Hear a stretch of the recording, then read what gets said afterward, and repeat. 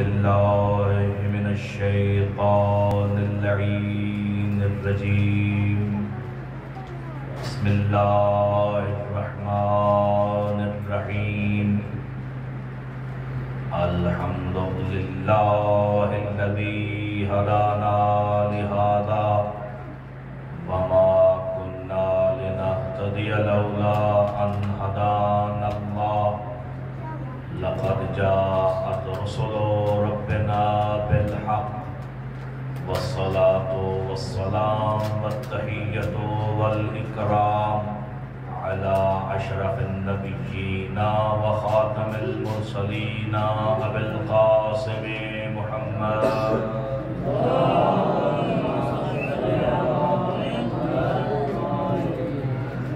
وعلى أهل بيته الطيبين الطاهرين المعصومين المظلومين. أما بعد فقد قال الحكيم في محكم كتابه المتين. بسم الله الرحمن الرحيم. يسبح لله ما في السماوات وما في الأرض الملك القدوس العزيز الحكيم. هو الذي بعث في الأميين رسولا منهم يتلو عليهم آياته ويزكيهم ويعلمهم الكتاب والحكمة وإن كانوا من قبل لفي ضلال مبين. صلوات.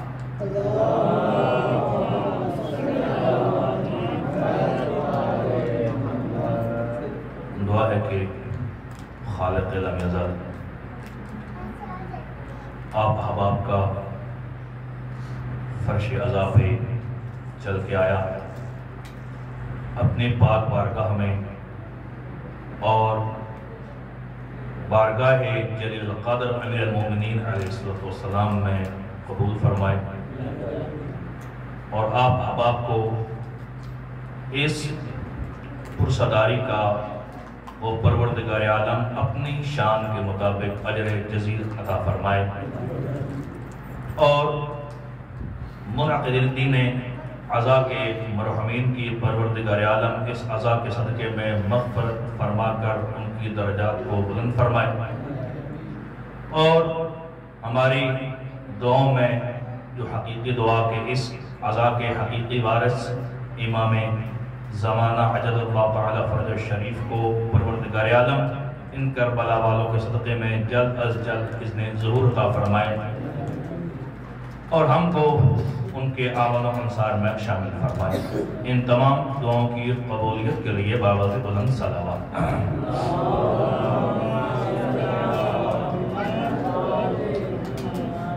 اجازت ہے عزیز دان طلاب.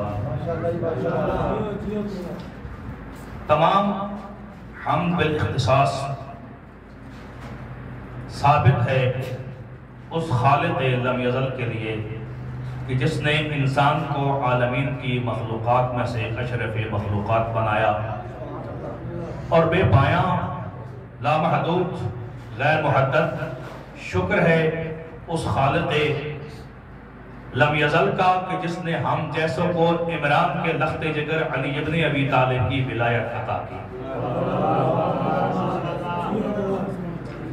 میں نے آپ کے سامنے سورہ جمعہ کی 2 مسلسل آیات کی تلاوت کرنے کا شرف حاصل کیا جن آیات میں پروردگار عالم ایک ہستی کے ذریعے اپنا تعارف کرا رہا ہے.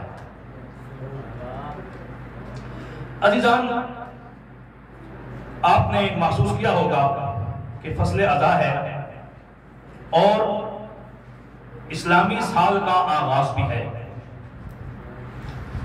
اور آپ سوشل میڈیا سے چونکہ متصل ہیں اور مشتغل بھی ہیں آپ جانتے ہیں کہ جب بھی متمدن قومیں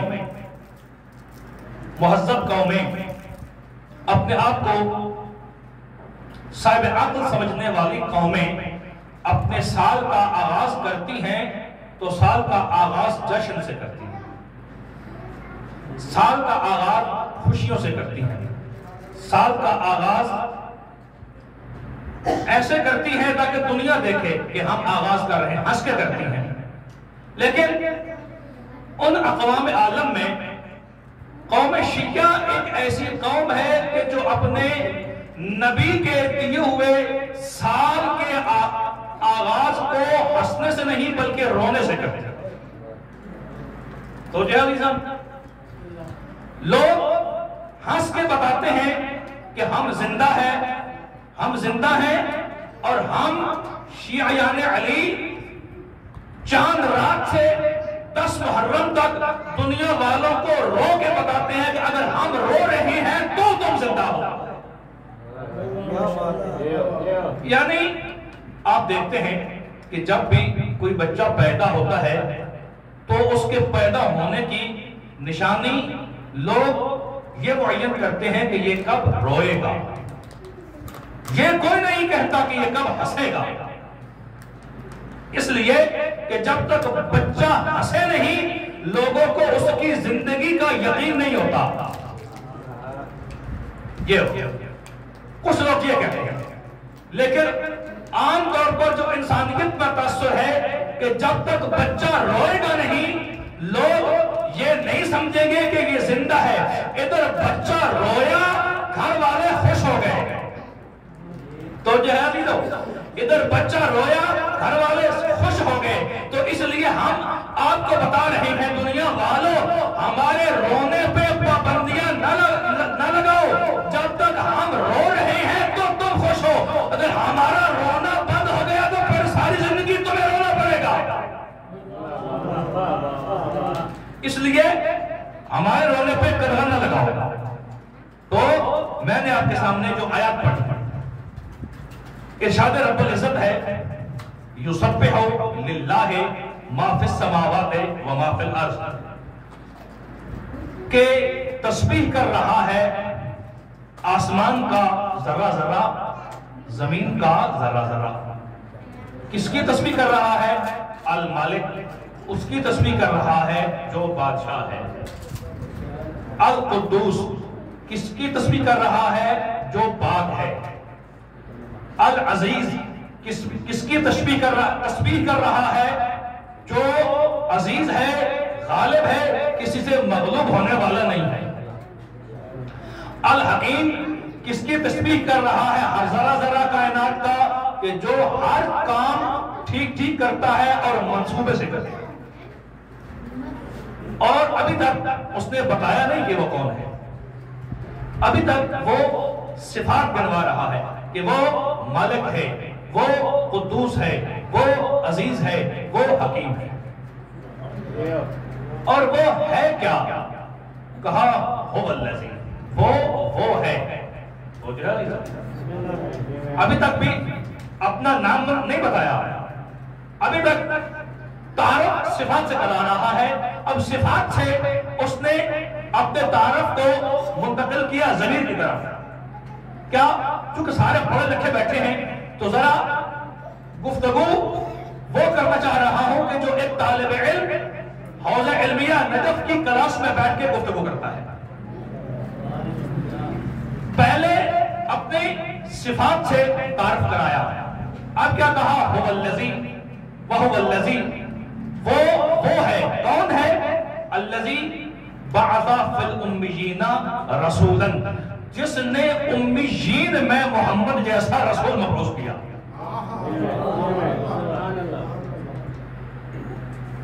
وہ اب آپ نے دیکھا کہ اس نے اپنے تعارف کا انداز بدلا. پہلے اپنی صفات گنوائی، پھر اپنی ایک ضمیر بیان کی جس کو آپ ضمیر شان بھی ذکر کرتے ہیں. پھر اپنی ایک صفت بیان کی اس میں موصول سے. وہ صفت کیا بیان کی؟ کہ وہ کون ہے، وہ فاعل ہے کون؟ کہا وہ ہے کہ جس نے مکے والوں میں محمد جیسا رسول بھیجا. اب میں آپ سے پوچھتا ہوں کہ وہ جو تعارف کرا رہا ہے وہ ہے کون؟ تو آپ کہیں گے وہ اللہ ہے. ان ساری صفات سے یہ کیسے پتا چلا کہ وہ اللہ ہے؟ کہا جب اس نے بعثا کہا تو اس سے پتا چلا کہ اگر کائنات میں کوئی باعث ہے، اگر کائنات میں کوئی مرسل ہے، اگر کائنات میں کوئی خالق ہے، اگر کائنات میں کوئی رازق، توجہ ہے عزیزو، اگر کائنات میں کوئی رازق ہے تو وہ رازق حقیقی ہو یا مالک حقیقی ہو یا باعث حقیقی ہو یا مرسل حقیقی ہو، اگر وہ کوئی ہے تو وہ اللہ ہے۔ تو یہاں ایک سوال پیدا ہوتا ہے کہ بارے الہ تو اپنا تعارف کرا رہا ہے جبکہ سب سے اکبر تو ہے، اب بے شک تو نے اپنا تعارف اپنے نبی خاتم سے کرایا، لیکن اکبر تو ہے، وہ نبی کائنات سے بڑا ہوگا لیکن تجھ سے تو چھوٹا ہے۔ تو جو ہے یہ بات ہے یا نہیں؟ تو یہ فرما کہ تو اپنے سے چھوٹے سے اپنا تعارف کیوں کرا رہا ہے عمران بھائی؟ اب ہمیں یہ سوال کرنا پڑے گا، یا اس کا یہ ثبوت ہو کہ خالق تو اپنے سے چھوٹے سے اپنا تعارف کیوں کرا رہا ہے، یا کائنات میں کوئی اور مثال لا کہ کسی بڑے نے اپنے سے چھوٹے کو اپنا تعارف کا مقام بنایا ہو۔ تو جو اب یہاں پر اگر مثال لانی ہے تو وہ مثال کہاں سے ملے گی؟ تو وہ مثال ہمیں اسی گھر سے ملے گی کہ جس گھر کے خاتم کا اپنے آپ کو وسیلہ بنا کر خالق نے تعارف کرایا۔ وہ مثال کہاں ہے؟ آپ کو یاد ہوگا کہ جب پنجتن پاک زیر کسا اکٹھے ہوئے تو اب جناب جبریل نے پوچھ لیا جناب باری سے، یا رب ومن تحت الکسا، کہ اے بار الہ یہ کسا کے نیچے کون ہے؟ تو جو ہے اب خالق نے کسا والوں کا تعارف کرانا ہے۔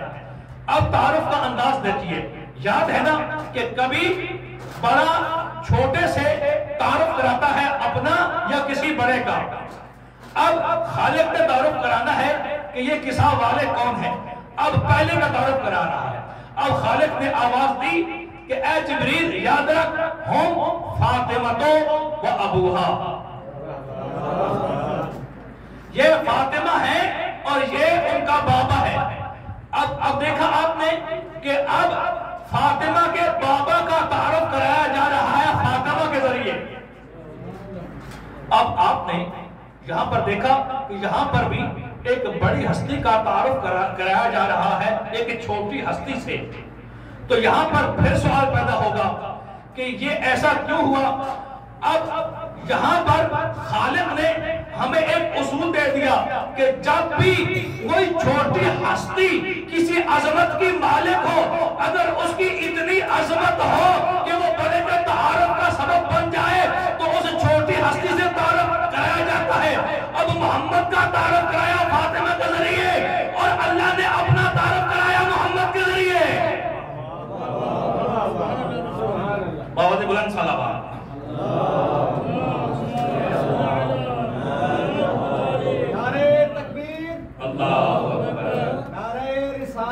یا رسول اللہ، نعرہ حیدری، یا علی محمد و آل محمد، غلام تر صلوات۔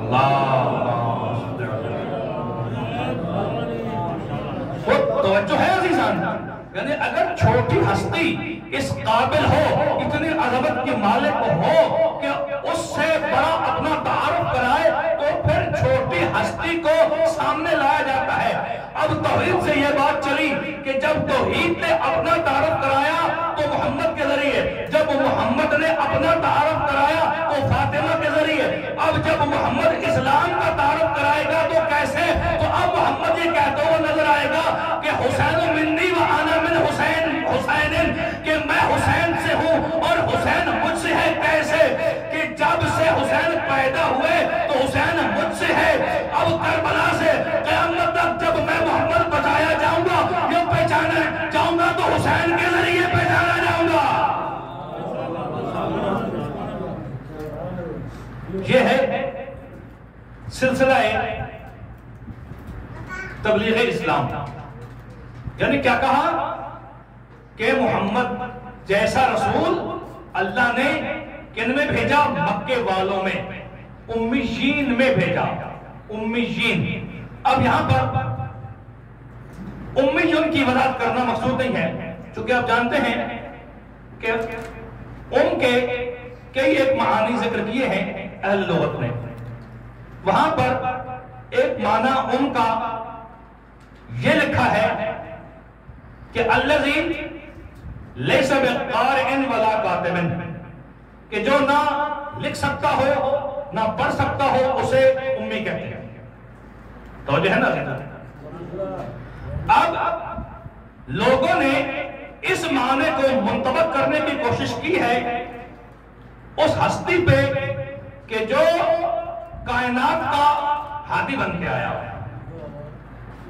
جو اور ہادی بھی کس انداز میں بن کے آیا کہ اسی آیت میں پروردگار عالم نے ارشاد فرمایا وَهُوَ الَّذِي بَعَثَ فِي الْأُمِّيِّينَ رَسُولًا مِّنْهُمْ، کہ امیین میں سے محمد جیسا رسول بھیجا، اور اللہ نے اس کو 4 کام عنایت فرمائے۔ کیا؟ پہلا کام یزکیہم، چونکہ ان کا تزکیہ نہیں ہوا اس لیے محمد ان کا تزکیہ کرے گا۔ تزکیہ یعنی وہ پاک نہیں ہے، محمد تزکیہ کرے گا۔ اب اگر آپ منہم کو یہ کہو کہ امیین میں سے محمد آیا، پھر تو امیین جیسا ہو جائے گا، تو جو ہے پھر اب یزکیہم کا اطلاق اس پہ کیسے کرو گے؟ یعنی اس کا مطلب یہ ہے کہ جیسے مزکا ویسا یزکی، یعنی جیسا پاک کرنے والا ویسے پاک کروانے والے، ایسے ہی ہوگا۔ پھر کیا کہا؟ وَيَتْلُو عَلَيْهِمْ آيَاتِهِ، کہ وہ ان پر اللہ کی آیات کی تلاوت کرتا ہے۔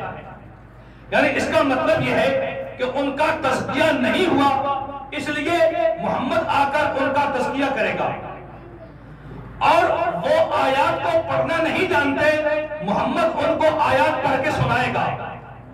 وَيُعَلِّمُهُمْ، اور محمد ان کو سکھائے گا کیا؟ الکتاب والحکمت۔ کتاب کا مطلب کیا ہے عزیزان؟ بچوں سے پوچھتا ہوں کتاب کا مطلب کیا ہے؟ بچے کہتے ہیں کتاب کا مطلب کتاب۔ اگر ہم لغت کی طرف رجوع کریں تو کتابن کتب کا دوسرا مصدر ہے، توجہ ہے عزیزان؟ تو اگر دوسرا مصدر مانا جائے تو پھر کتاب کا معنی کیا ہوگا؟ علماء کرام کاتبہ یکتب کتابن، کیا مطلب؟ یعنی لکھنا ہے نا، یہی ہوگا نا۔ اگر اس زاویے سے دیکھا جائے تو کتاب کا مطلب کیا ہوگا؟ لکھنا۔ تو قرآن کیا کہہ رہا ہے؟ یعلمہم الکتابہ، یعنی محمد ان کو لکھنا سکھاتا ہے۔ اب مفسر کہہ رہا ہے محمد لکھنا جانتا نہیں ہے، قرآن کہہ رہا ہے کہ وہ لکھنا سکھاتا ہے۔ اب میں مفسر کے مانوں کہ قرآن کی مانوں؟ اب 4 کام کیا ہوئے؟ تزکیہ، یاد ہے نا؟ تزکیہ 1، تلاوت آیات 2، تعلیم حکمت 3، تعلیم کتاب 4۔ اب مجھے یہ کہنا پڑے گا بھائی، ایک مثال سے بچے بہتر سمجھیں گے جو اسکول جاتے ہیں۔ بچوں، اگر آپ کے اسکول میں ٹیچر نہ آئے اور آپ کے پی این کو ٹیچر کی جگہ بٹھا دیا جائے کہ یہ بچوں کو پڑھائے، تو کیا آپ اس سے پڑھیں گے؟ تو جو ہے کیا بچے ایک چپڑاسی سے پڑھیں گے؟ یعنی نہیں۔ کیوں؟ اس لیے کہ جیسے بچے ویسا چپڑاسی، جیسا چپڑاسی ویسے بچے۔ اس کا مطلب یہ ہے کہ چپڑاسی استاد نہیں بن سکتا۔ اگر چپڑاسی استاد نہیں بن سکتا تو یہ اللہ کیا کہہ رہا ہے؟ یعلمہم الکتاب والحکمہ. تو اس کا مطلب یہ ہے کہ تزکیہ کرانے میں نہ محمد تم جیسا نہ تم محمد جیسے، اور تعلیم کتاب و حکمت میں نہ محمد تم جیسا نہ تم محمد جیسے. اس لیے میں یہ کہنا چاہ رہا ہوں اب ملا نے یہ دیکھا کہ ہم تو محمد جیسے نہیں ہو سکتے، محمد کو کھینچ تان کر اپنے تک لے ہم کہیں ہم محمد جیسے نہیں ہیں لیکن محمد ہم جیسا ہے. تو یہ ایک کوشش کی گئی. لیکن میں یہ کہنا چاہ رہا ہوں کہ شاید ملا نے کسی کو بچانے کے لیے یہ ناکام کوشش کی ہے. وہ کیسے؟ اب چند محاورے بھی انہوں نے بنائے ہوئے ہیں. کیا؟ ایک محاورہ یہ ہے کہ اللہ جھوٹ نہ بلوائے. تو جو ہے کیا کہا؟ اللہ جھوٹ نہ بلوائے. تو کیا آپ اس بات کو مانیں گے کہ اللہ جھوٹ بلواتا ہے؟ میرا خاموش مجمع کوئی بولنے کی کوشش کرے گا تاکہ میری تائید ہو جائے کہ میں ٹھیک کہہ رہا ہوں یا نہیں. اللہ جھوٹ نہیں بلواتا. اس کا مطلب کیا ہوا؟ یہ محاورہ تو آپ نے پڑھا ہے نا، کتابوں میں بھی پڑھا ہے، اور آپ نے سوشل میڈیا میں بھی دیکھا ہوگا کہ اس کی پوسٹیں بنتی ہیں. اس کا مطلب یہ ہے کہ کسی ممبر پہ کسی نے بیٹھ کر جھوٹ بولا ہوگا، اس کے جھوٹ کو بچانے کے لیے انہوں نے یہ محاورہ پڑھ لیا ہے.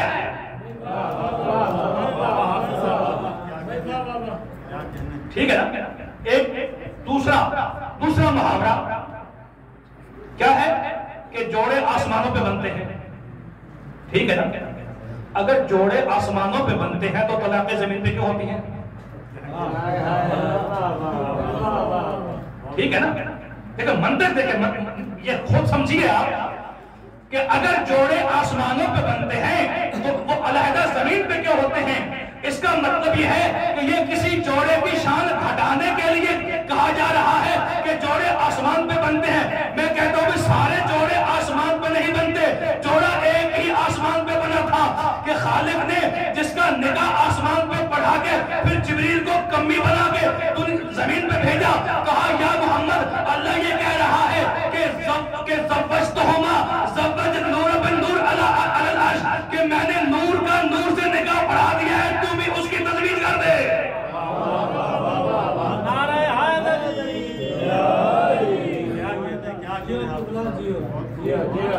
اس کا مطلب یہ ہے کہ سارے جوڑے آسمانوں پہ نہیں بنے. ایک ہی جوڑا آسمان پہ بنا، پھر اس کے بعد کوئی جوڑا آسمان پہ نہیں بنا. تو بات سمجھ میں آ گئی جی؟ تو بات یہاں تک پہنچی کہ ختمی مرتبہ نہ ہم جیسے نہ ہم ان جیسے. پھر دلیل کے لیے ایک آیت لائی جاتی ہے. باوز بلند سے بات پڑھیے.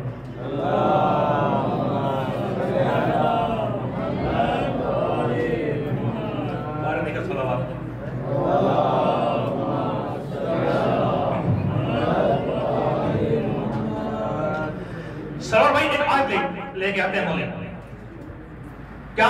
قل انما انا بشر مثلکم، کہ دیکھو بھائی اللہ نے کہا ہے اے رسول کہہ دو کہ میں تم جیسا بشر ہوں. وہ کہتے ہو جب اللہ نے خود کہلوایا اور محمد نے کہہ دیا، جب خود کہہ دیا تو ہم کیوں نہ کہیں کہ وہ ہم جیسا ہے. اب یہ آیت اگر ظاہر دیکھا جائے تو یہ بڑوں کو پریشان کرتی ہے، اور یہ قرآن میں 2-3 مقامات پہ آئی ہے. 2 مقام پہ قل کے ساتھ آئی ہے اور ایک مقام پہ بغیر قل کے آئی ہے. یہ قل کے ساتھ کیوں آئی ہے؟ یہ قل کے ساتھ کیوں آئی ہے؟ یہ قل وسیلہ ہے خالق و مخلوق کے درمیان. کیا کبھی کہا قل جاء الحق وزهق الباطل، اے رسول کہہ دے کہ حق آ گیا باطل چلا گیا. کبھی کہا قل هو اللہ احد، اے رسول کہہ دے کہ وہ اللہ ہی ایک ہے. قرآن کا قول دیکھ رہے ہو نہیں لوگ؟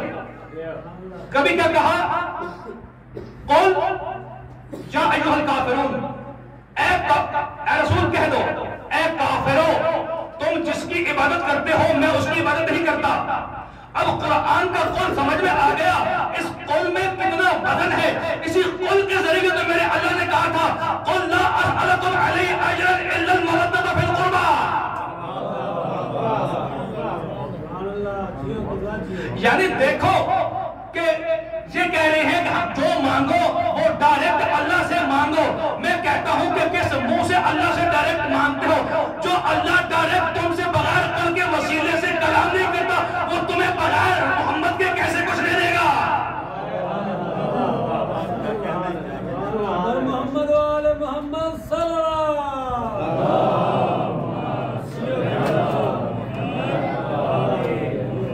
اور پھر سورہ نحل میں آواز دی وَيَوْمَ نَبْعَثُ فِي كُلِّ أُمَّةٍ شَهِيدًا عَلَيْهِمْ مِنْ أَنفُسِهِمْ، اے رسول قیامت کے دن ہم ہر امت میں سے اس کا نبی گواہ بنا کر مبعوث کریں گے۔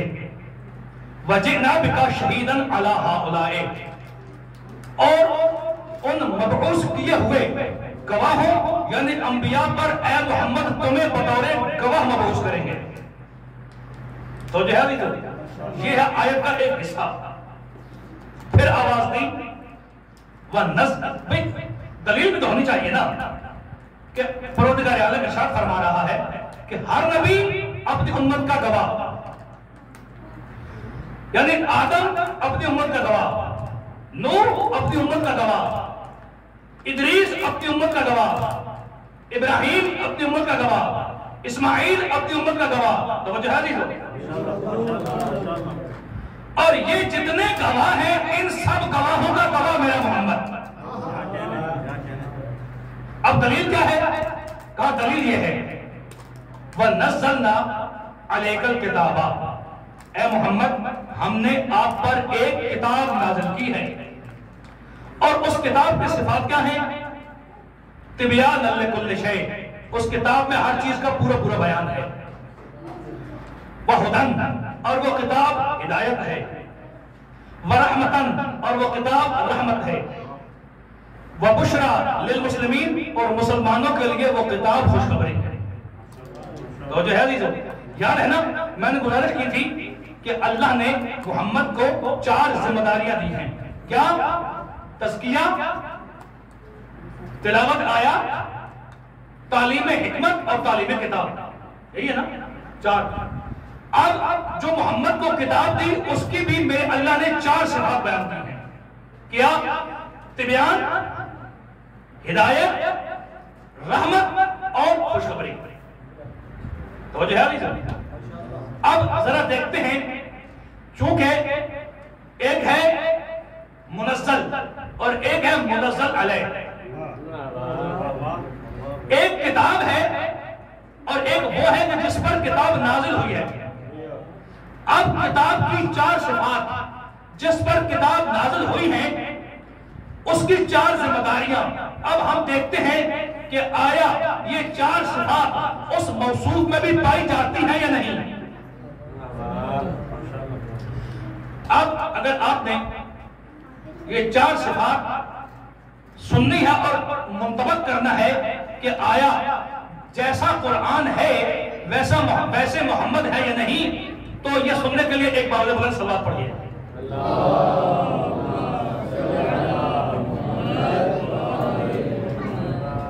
قرآن نے کیا کہا؟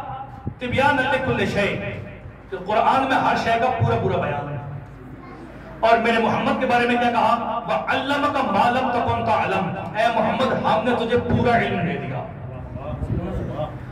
اب قرآن میں سارا علم، میرے محمد میں سارا علم، کیا مجھے حق دیتے ہو کہ میں کہوں کہ علم کی صفات میں جیسا قرآن ویسے محمد، جیسے محمد ویسا قرآن؟ یعنی اس کا مطلب یہ ہے کہ علم میں قرآن اور محمد برابر ہو گئے۔ ٹھیک؟ پھر کیا کہا؟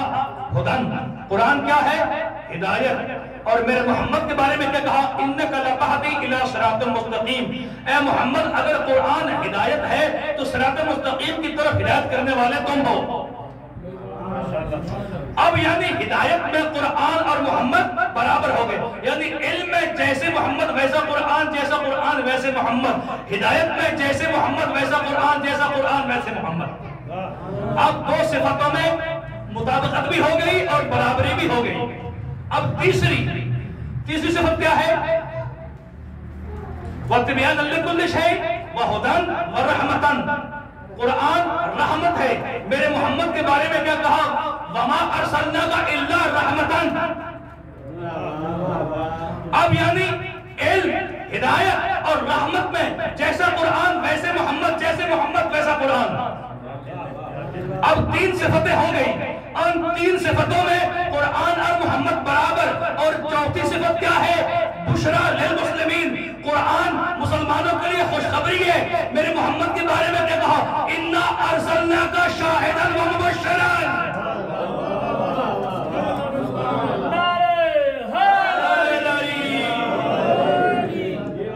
یعنی قرآن خوشخبری اور خوشخبری دینے والے میرے محمد، یعنی چاروں صفتوں میں میں اگر یوں کہوں کہ جیسا قرآن ویسے محمد، جیسے محمد ویسا قرآن، اگر میں لفظ بدل کے کہہ دوں تو بے جانا ہوگا کہ اگر محمد لفظوں میں آ جائے تو قرآن، اگر قرآن پیکر میں آ جائے تو محمد۔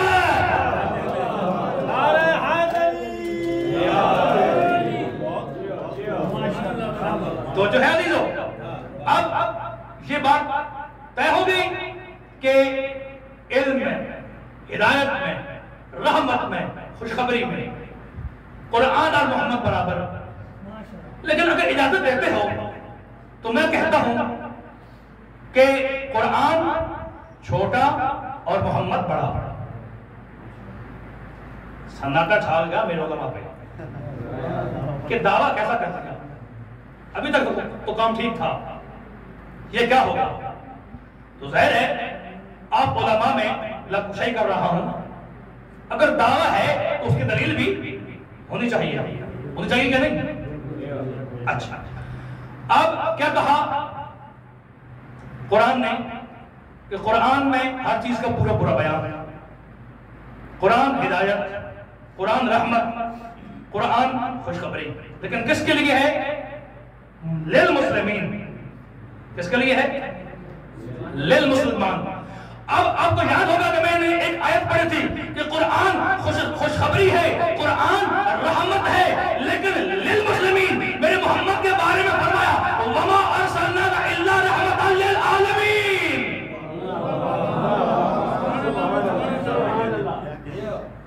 اب عالمین میں آپ سے پوچھتا ہوں کہ آیا اس نجف کو ہم عالمین کہہ سکتے ہیں؟ آپ کہیں گے نہیں۔ اچھا، جس صوبے میں یہ نجف موجود ہے اس صوبے کو ہم عالمین کہہ سکتے ہیں؟ یعنی نہیں۔ اچھا، اس عراق کو ہم عالمین کہہ سکتے ہیں؟ یعنی نہیں۔ اچھا، یہ عراق جس بر اعظم میں ہے اس پورے بر اعظم کو ہم عالمین کہہ سکتے ہیں؟ یعنی نہیں۔ اچھا، زمین کو عالمین کہہ سکتے ہیں؟ یعنی نہیں۔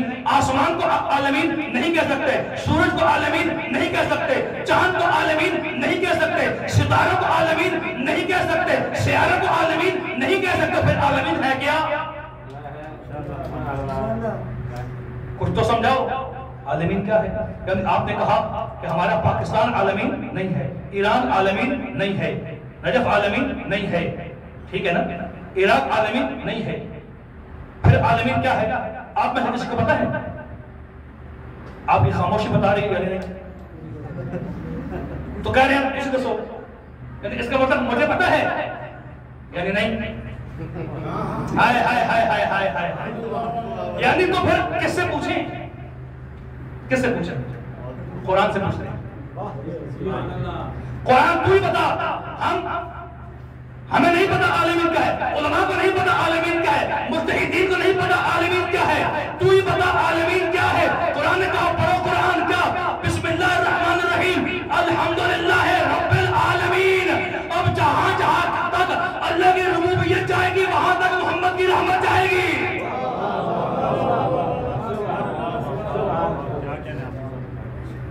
تو جو ہے جہاں تک اللہ کی ربوبیت جائے گی وہاں تک محمد کی رحمت جائے گی۔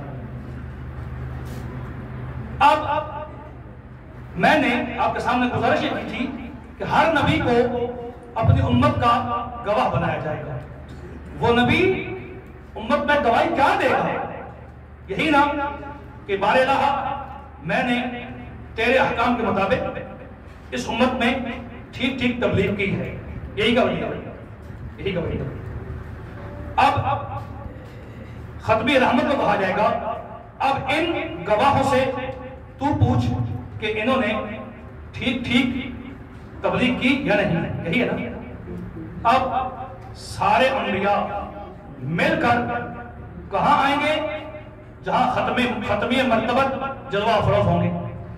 تو آپ فرمائیے کہ اس وقت زہرا کے بابا کہاں ہوں گے؟ مقام محمود پہ ہوں گے. اور مقام محمود کیا ہے؟ پھر کبھی مکملہ عرض کروں گا. مقام محمود سے ایک لمحے کے لیے بھی اللہ کی یہ رحمت جدا نہیں ہو سکتی. کیوں؟ کیونکہ جہاں پر وہ رحمت للعالمین ہے وہاں پر وہ شفیع المسلمین بھی ہے. اور وہاں پر مقام محمود پہ بیٹھ کر میرے نبی نے مذنبین کی، گنہگاروں کی شفاعت کرنی ہے. اب المذنبین کہا گیا ہے. اگر آپ اس ال کو الف لام استغراق مانے تو اس کا مطلب یہ ہے کہ کائنات کا کوئی گنہگار نہیں ہوگا کہ جو میرے محمد کی شفاعت کا محتاج نہیں ہوگا. تو لہذا اس کا مطلب یہ ہے کہ ہر گنہگار نے شفاعت کے لیے کس کے پاس آنا ہے؟ محمد کے پاس آنا ہے. اب اس کا مطلب یہ ہے کہ مقام محمود کو میرے محمد نہیں چھوڑ سکتے. اب جناب نوح آئے، یا نبی اللہ آئیے ہماری گواہی دیجیے. جناب آدم آئے، یا نبی اللہ آئیے ہماری گواہی دیجیے. جناب عیسیٰ آئے، موسیٰ آئے، سارے آئے. اب جائیں تو کیسے جائیں؟ جا کر گواہی دیں. اب عالم اسلام نے ایک روایت لکھی. کیا؟ جیسے ہی انبیاء نے آ کر عرض کی یا نبی اللہ ہمارے ساتھ آئیے اور ہماری نبوتوں پہ گواہ بن کر ہماری گواہی دیجیے. تو روایت کہتی ہے نظر یمینا و شمالا. ایک مرتبہ میرے محمد نے دائیں دیکھا، پھر بائیں دیکھا اور کہا این این امی سید الشہداء، کہاں ہے میرے چچا حمزہ. اور پھر کہا این این اخی جعفر، کہاں ہے میرے بھائی جعفر. اب دونوں اٹھ کر ختم مرتبہ کے سامنے آ گیا اور کہا لبیک یا نبی اللہ. کہا جاؤ اور ان انبیاء کی گواہی دو کہ انہوں نے ٹھیک ٹھیک تبلیغ کی ہے. اب میں کہوں گا یا نبی اللہ انہوں نے آپ سے کہا ہے کہ آپ ہماری گواہی دیں اور آپ ان نبیوں کی نبوت کی گواہی کے لیے جناب حمزہ اور جناب جعفر کو بھیج رہے ہیں. یا نبی اللہ ہم نے دنیا میں دیکھا کہ اگر دعوت ذوالعشیر میں آپ کو گواہ چاہیے تھا تو آپ نے علی کو بلایا. اگر آپ کو بدر کا فاتح چاہیے تھا تو آپ نے علی کو بلایا. اگر آپ کے بستر کو سونے والا چاہیے تھا تو آپ نے علی کو بلایا. اگر خندق کو خیبر کو حنین کو توجہ ہے علی کو. اگر آپ کو اپنی نبوت کا کائنات پہ اللہ کے ساتھ کوئی گواہ چاہیے تھا تو آپ نے علی کو بلایا. اب جب معاشر میں نبیوں کی نبوت کے گواہ کا وقت آیا تو آپ نے حمزہ اور جعفر کو کیوں بھیج دیا؟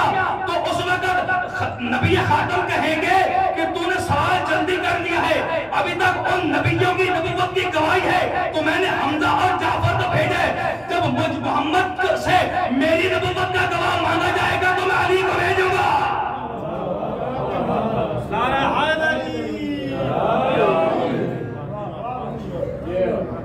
جب میں اپنا گواہ بھیجوں گا تو علی کو ہی بھیجوں گا.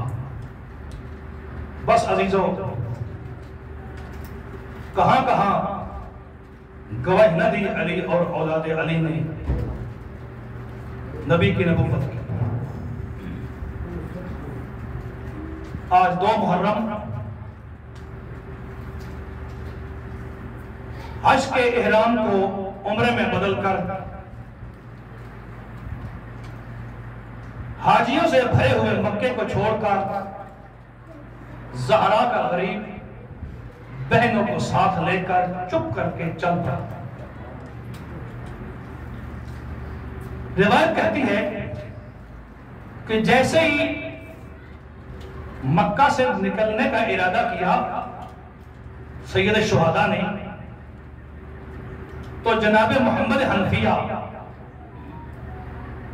بڑا شجاع اور بہادر بیٹا ہے علی کا، جناب محمد آ گئے، سلام کیا، کہا مولا آپ نے رات کو کہا نہیں تھا کہ میں اس فیصلے پہ نظر ثانی کروں گا، تو آپ نے پھر بتایا نہیں، اب آپ چل پڑے ہیں۔ میرے مولا نے ایک مرتبہ محمد کو دیکھا، پھر اپنے لشکر کو دیکھا اور کہا بھائی محمد، رات کو جب میں سویا نا تو خواب میں نانا آئے اور کہا بیٹا جاؤ تمہیں کربلا جانا ہے، اور یہ میں نہیں کہہ رہا، ان اللہ شاء ان یراک قتیلا، وہ ہمارا خالق تجھے لق و دق صحرا میں مقتول دیکھنا چاہ رہا ہے۔ اب جناب محمد نے کچھ نہیں کہا کہ نہ جائیے، نہ کہا مولا جائیے، یہ آپ کا امتحان ہے، بس اتنی گزارش ہے کہ زہرا جائیوں کو میرے ساتھ مدینے روانہ کر دیجیے۔ ایک مرتبہ حسین نے پھر محمد کو دیکھا اور کہا بھیا میرے نانا نے ایک جملہ اور فرمایا تھا، کیا کہ فقط اللہ کی یہی مشیت نہیں ہے کہ وہ مجھے مقتول دیکھے، بلکہ کیا کہا ان اللہ شاء ہن یرایا، اللہ میری بہنوں کو قیدی دیکھنا چاہتا ہے۔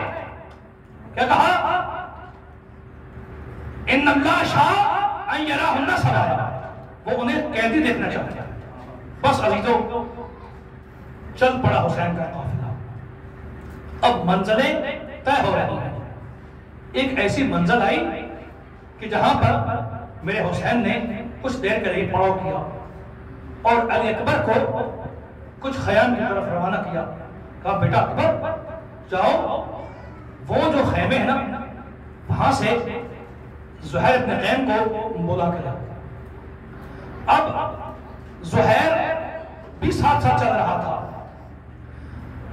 تاریخ نے زہیر کا ارادہ سفر نہیں لکھا کہ زہیر کہاں جا رہا تھا، لیکن جا رہا تھا کربلا والوں کے ساتھ، جہاں پر بھی حسین رکتے زہیر بھی رک جاتے، لیکن حسین کے خیموں سے دور خیمے لگاتے۔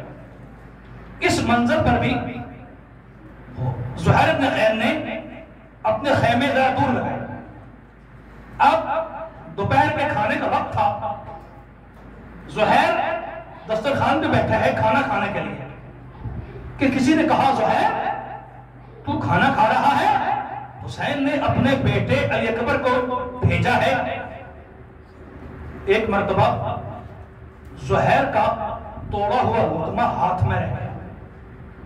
اب زہیر اٹھے، سلام کیا، جناب علی اکبر نے سلام کا جواب دیا اور کہا چچا زہیر تجھے میرے بابا بلا رہے ہیں۔ اب زہیر نے کہا بیٹا آپ جائیے میں آتا ہوں۔ جناب علی اکبر چل پڑے۔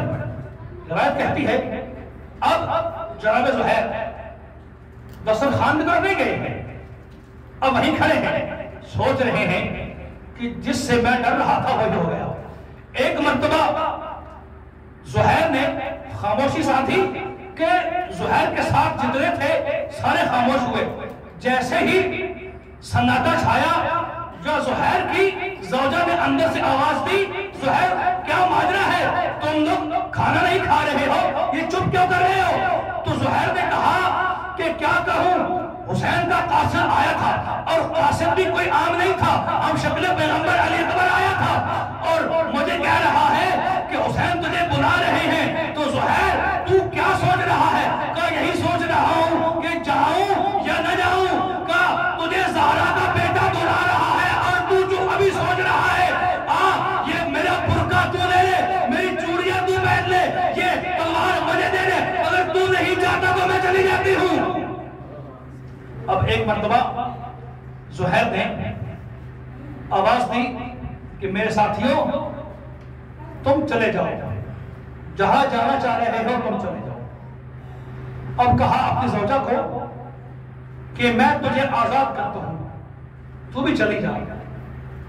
تو زہیر کی زوجہ نے کہا یہ کیسے کہ صراط مستقیم پہ تجھے میں لائی ہوں اور تو مجھے اس کی اجرت نہیں دے گا؟ کہا کہ اس وقت میں تجھے اس کی اجرت کیا دے سکتا ہوں؟ کہا یہی کہ جب تو دروازے جنت پہ پہنچ جائے اس وقت تک تو جنت میں قدم نہیں رکھے گا جب تک میں نہ آ جاؤں۔ عزیزو یہ ہے کربلا کے شہداء کے وارث۔ بس عزیزو آپ کی زحمت کو تمام کیا۔ 2 محرم کو حسین کا یہ مختصر قافلہ مختصر نہیں تھا، آپ مقتل پڑھیں، حسین کے ساتھ مکہ سے 1000 سے زیادہ بندے چلے ہیں، لیکن جب کربلا میں حسین کا قافلہ پہنچا ہے تو گنے چنے افراد رہ گئے جن کو مقتل نے قلم بند کیا ہے۔ اب حسین کا گھوڑا رک گیا ایک زمین میں، حسین نے دوسرا گھوڑا منوایا لیکن وہ بھی گھوڑا نہ چلا، حسین نے تیسرا رہوار منوایا وہ بھی نہ چلا۔ روایت کہتی ہے کہ 7 گھوڑے حسین نے تبدیل کیے لیکن گھوڑوں نے چلنے سے انکار کر دیا۔ کہا یہ بتاؤ کہ اس زمین کا نام کیا ہے؟ اب کسی نے کہا کہ اس کو غازریہ کہا جاتا ہے، کسی نے کہا اس کو نینوا کہا جاتا ہے، کسی نے کہا اس کو شط فرات کہا جاتا ہے۔ اب میرے مولا نے کہا کہ کوئی اور نام بھی ہے، اور بنی اسد کے افراد کچھ آئے ہوئے تھے اس وقت نینوا میں، کہا کہ فرزند رسول اس زمین کو نینوا کہا جاتا ہے۔ کہا کوئی اور نام؟ ایک بزرگ نے کانپتے ہوئے اٹھتے ہوئے اپنی کانپتی ہوئی زبان سے کہا فرزند رسول یقال لہا کرب و بلا، اس کو کربلا کہا جاتا ہے۔ ایک مرتبہ حسین نے جیسے سنا کہ اس کو کربلا کہا جاتا ہے، کہا اگر یہ کربلا ہے تو یہیں پہ سامان اتار دو، یہیں پہ مخدرات کو اتار دو، ہاؤلائے قتیل اطفالنا، یہ وہ ہے جو ہمارے بچوں کی قتل گاہ ہے، یہ وہ ہے جو ہمارے نفل کی قتل گاہ ہے، یہ وہ ہے جہاں میں 3 دن کا بھوکا اور پیاسا مارا جاؤں گا، یہ وہ ہے جہاں میری بہنیں لٹ جائیں گی۔ بس عزیزوں خیمے نصب کر دیے، خیمے نصب کیے تو ایک مرتبہ مخدرات کو خیموں تک پہنچا دیا۔ اب ایک مرتبہ ثانیہ زہرا نے حسین کو اپنے خیمے میں بلایا، کہا حسین یہ ہمیں کہاں اتارا گیا ہے؟ یہ کیسی پرمحن جگہ ہے جہاں جب سے میں آئی ہوں رونے کا جی چاہتا ہے، جب سے میں آئی ہوں ایسے دل کرتا ہے کہ میں اونچے اونچے آواز میں بیان کروں۔ اس وقت میرے مولا نے کہا ہاں زہرا جائی یہ وہی مقام ہے جس کا میرے نانا نے کہا تھا کہ اسی مقام پہ میں تو نہیں رہوں گا، لیکن اب قیامت تک اب اللہ کا دین اس مقام پہ سرفراز ہوگا۔ بس عزیزو زہرا جائیوں نے رونا شروع کیا۔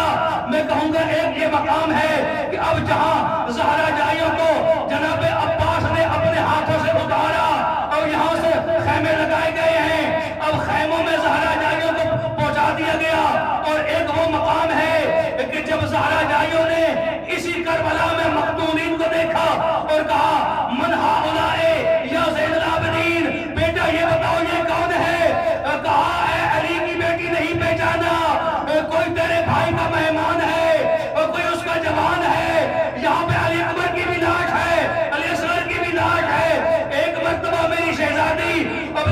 کی لاش پہ آئی ہے اور پہچان نہیں سکی اور کہا انت اخی حسین، اور میرا بھائی حسین تو ہے، انت نور قلبی، اور میرے دل کا نور حسین تو ہے، اگر حسین تو ہے تو بہن پوچھنے آئی این راشدہ، اور تیرا سر کہاں گیا؟